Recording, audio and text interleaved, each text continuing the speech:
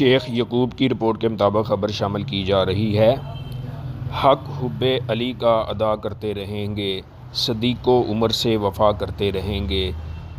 درِ عثمان پہ پہرا تھا حسن و حسین کا، حسن حسین کی سنت کو ادا کرتے رہیں گے۔ تفصیلات کے مطابق گوجرانوالہ کے علاقہ نوشہرہ سانسی میں طاہر نامی شخص جو کہ سنی تحریک کا کارکن تھا، اس نے یہ شعر اپنی دیوار پر لکھایا تو اہل تشیع کے کسی نوجوان نے تھانے میں درخواست دے دی اور پولیس موقع پر پہنچی اور طاہر کو گرفتار کر کے لے گئی۔